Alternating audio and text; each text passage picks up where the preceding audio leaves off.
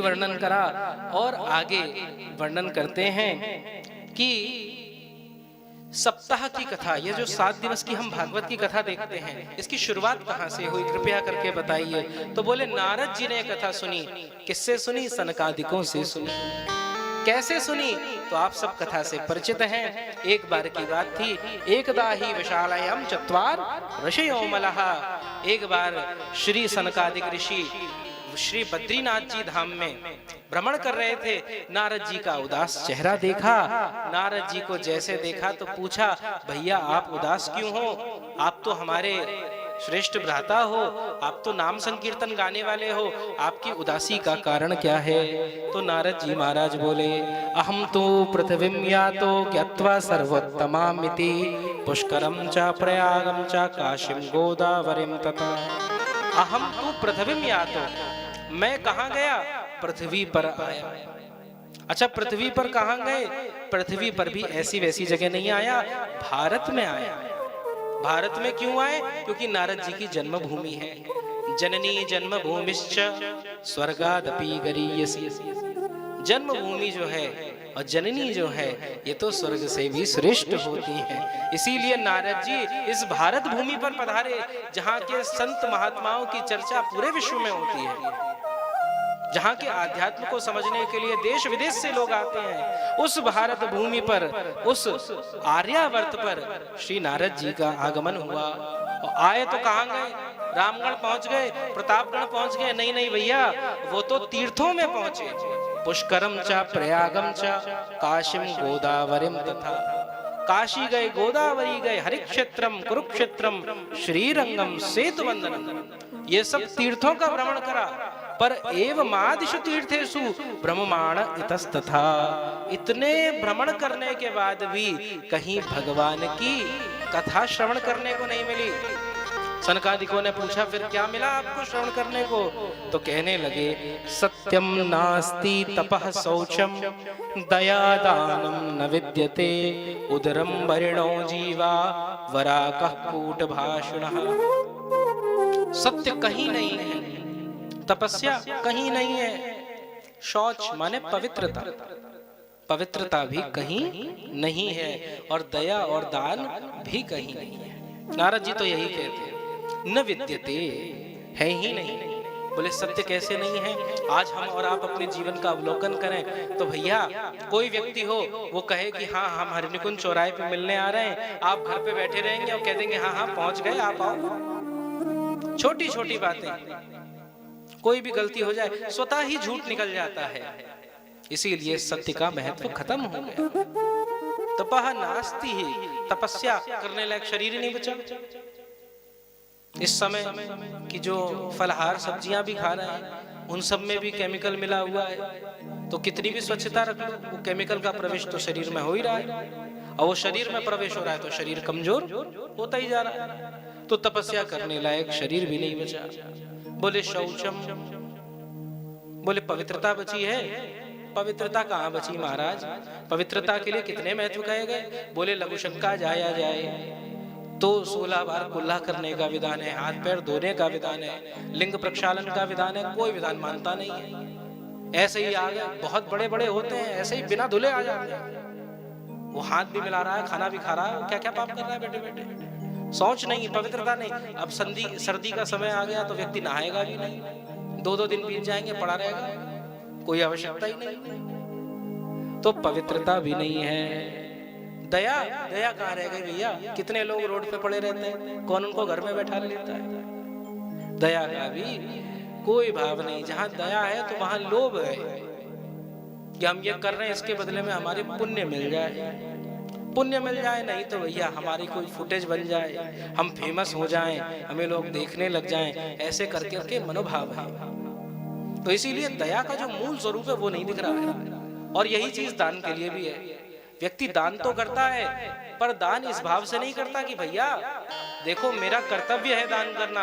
दान इसलिए करता है कि हम नाम हो जाए, हमारी कीर्ति हो जाए, हमारा सम्मान बढ़ जाए, इसीलिए वो दान करता है। इसीलिए सत्यम नास्ति तपः शौचम दया दानम न विद्यते। इस कलयुग में ना सत्य है, न तपस्या है, न पवित्रता है, न दया है और न दान है। बोले फिर क्या है? उदरम परिणो जीव वराका कूट भाषण। केवल व्यक्ति अपने पेट को पालने में लगा पड़ा है, उसको कोई और कार्य करने में रुचि ही नहीं है, कोई आनंद ही नहीं है।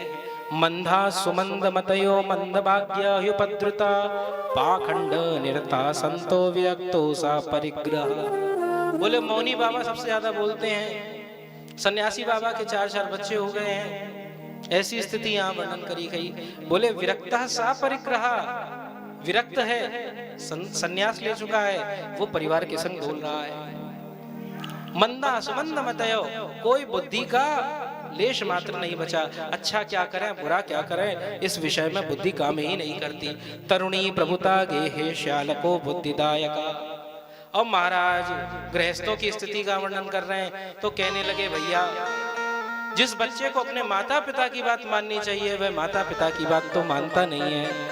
जिन माता पिता ने उसका लालन पालन करा, जन्म से उसकी मलमूत्र को धोया, उसको पढ़ाया लिखाया, उनको अपनी पत्नी के चक्कर में भूल जाता है, केवल उन्हीं का आग्रह स्वीकार करता है। और साले साहब की तो पूजा होती है महाराज, माता पिता से नहीं पूछा जाता घर में काम हो कि नहीं हो, उत्सव मनाया जाए ना मनाया जाए, फंक्शन हो कि नहीं हो, साले साहब से पहले अनुमति ली जाती। श्याल को बुद्धिदायका आश्रमा यौवने रुद्धस तीर्थानि सरितस्तथा। बोलने लगे आश्रमों में भी कहीं स्वच्छता नहीं मिल रही है, तीर्थों में भी कहीं स्वच्छता नहीं मिल रही है, पवित्रता नहीं मिल रही है। तो श्री नारद जी के मन में भाव आया कि भैया वृंदावन धाम चलो जावे। वृंदावन में ऐसा क्या है?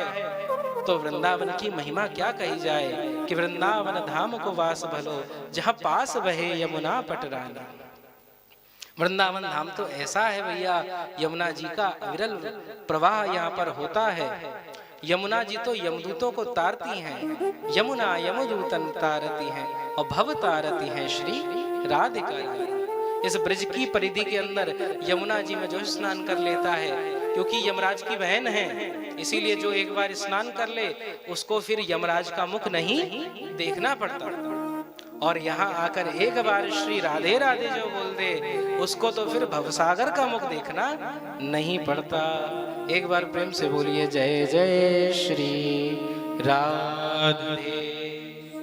तो महाराज श्री नारद जी ने मन में विचार करा कि ऐसे वृंदावन धाम जिसकी उत्पत्ति ब्रह्मांड से, ब्रह्मा ने नहीं करी, वृंदावन को ब्रह्मा ने नहीं बनाया, ये वृंदावन तो महाराज भगवान के गोलोक धाम की परिचाई है, उसका प्राकट्य है। यत्र गोवर्धनो नास्ति यत्र ना यमुना नदी यत्र वृंदावनो नास्ति तत्र ना मे मनः सुखम।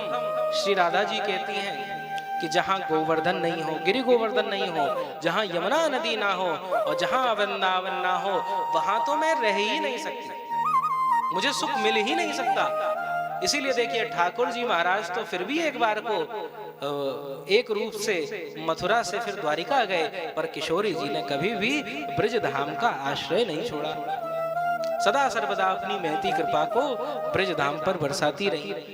तो ऐसी किशोरी कृपा की आशा लेकर श्री नारद जी महाराज आए, बोलने लगे बड़े बड़े तीर्थ तो घूम लिए, अब जरा अपने माता पिता के घर चलता।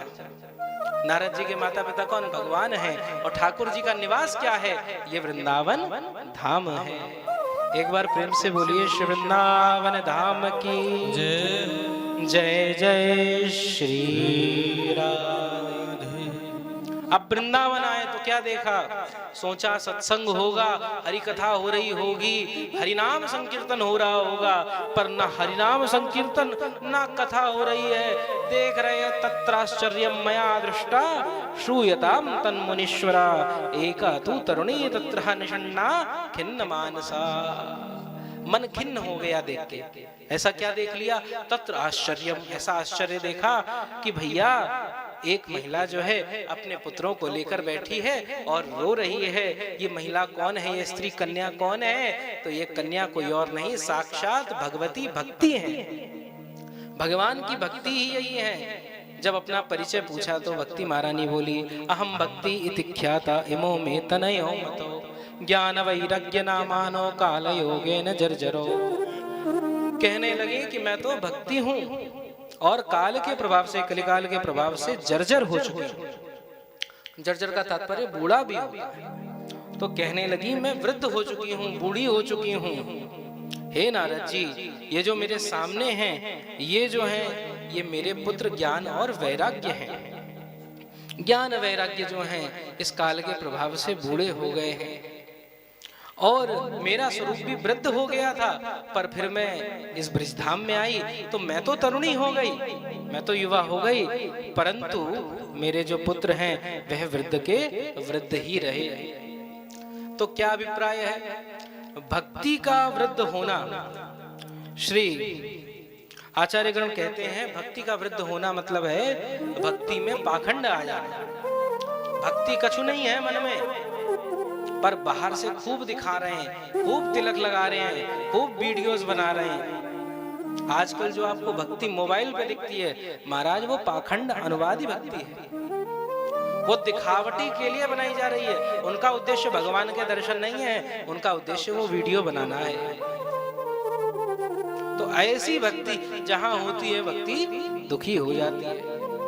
जहां पाखंड आने लग जाए भक्ति में, भक्ति दुखी हो जाती है। भक्ति का जहां व्यापार बनाने लग जाए, भैया लोग भगवान में मानते हैं तो उनके भावनाओं के संग खेल कर कि हाँ देखो हम कितने बड़े भक्त हैं, तो ऐसा पाखंड करा जाए, इससे भक्ति बूढ़ी होती है भैया।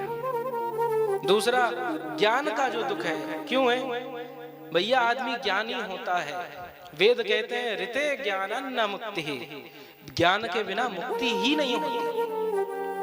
परंतु ये जो ज्ञान है जब आचार्य परंपरा से ना मिले, अपने मनमुखी बुक पढ़ ली, मन से अपने उपनिषद पढ़ लिए, तो वो उपनिषद तो बोलते हैं पर वो भगवान को नहीं मानते, भगवान में नास्तिकता आ जाती है, तो ज्ञान जो है वो दुखी हो जाता है। जितना ज्ञानी व्यक्ति है उतना ही विनम्र होता है, विद्या ददाति विनयम। पर आजकल का जो आप ज्ञानी देखेंगे, जितना ज्ञानी होगा उतना अकड़ा रहेगा, उतना क्रोधित बना रहेगा, उतना गुस्सा करता रहेगा। आगे बोले गए कि जो वैराग्य है, वैराग्य के दो निरूपण हैं। वैराग्य में कर्म भी आता है और वैराग्य में योग भी आता है।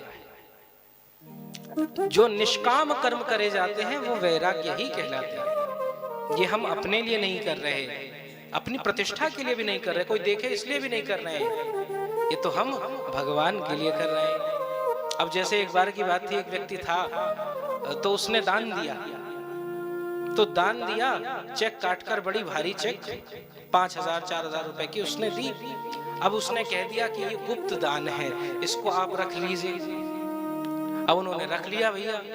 अब उसको लगा गुप्त दान तो है, पर किसी ने ताली नहीं बजाई, कोई वाहवाही हुई नहीं, तो उन्होंने कहा नहीं थोड़ा तो बोल दीजिए। अच्छा, किसी व्यक्ति ने गुप्त दान करा, अरे नहीं थोड़ा और बोल दीजिए।